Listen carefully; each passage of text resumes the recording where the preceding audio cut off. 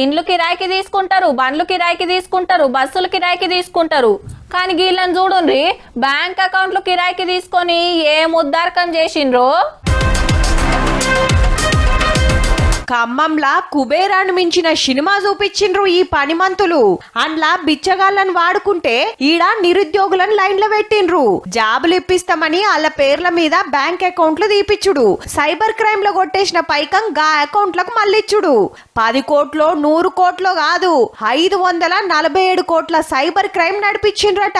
ఖమ్మంలా మనోజ్ కళ్యాణ్ ఆయన భార్య, బామ్మర్ది, ఇంకో 3 కలిసి బయట దేశాల మంది అకౌంట్లకు సూట్ పెట్టే గ్యాంగ్ తోటి చేతులు కలిపిండ్రట.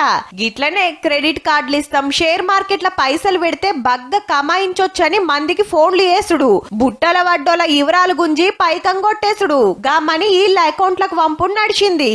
వాళ్ళకి అయితే అకౌంట్ ఓపెనింగ్ చేసినప్పుడు 3000 5000 ఇచ్చి వాళ్ళకి కన్సల్ట్ పుక్కట్ల పైసలు వస్తున్నాయని ఆలు సుత ఒక్కొక్కరు 5-10 అకౌంట్లు తీసి ఏటీఎం కార్డులు, బ్యాంక్ అకౌంట్ వివరాలు మొత్తం అప్పచెప్పిండ్రట.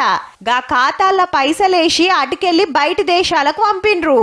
మరి ఎట్లా బయటపడ్డది అంటారా? 3 ఏండ్ల కింద గిట్లనే ఒకరికి జాబ్ ఇస్తామని నమ్మిచ్చి బ్యాంక్ ఖాతాలు తీపిచ్చిండ్రట. ఆ అకౌంట్స్ కి కొన్ని డబ్బు వస్తాయి అండ్ ఆ అకౌంట్ నుంచి వేరే అకౌంట్స్ కి ట్రాన్స్ఫర్ జరుగుతుంది. అప్పుడు ఆయనకి డౌట్ వచ్చింది, ఇది మేబీ మిస్యూజ్ అవుతుంది అని కంప్లైంట్ ఇచ్చేయడం జరిగింది. నాకు తెలియకుండా గింతగనం పైకం ఖాతాల ఎందుకు పడుతుంది, ఎటు పోతుందని డౌట్ వచ్చి పోలీసులకు కంప్లైంట్ ఇస్తే గీ కుబేరుల కథ బయటపడ్డది. సైబర్ క్రైమ్ చేసినోళ్లను, వాళ్లకు అకౌంట్ల కిరాయికి ఇచ్చినోళ్లను మొత్తం 18 మందిని అరెస్ట్ చేసిండ్రు. చూడబోతే కుబేర 2 నెంబర్ సినిమాకు ఇంకో కథ దొరికినట్టే పో.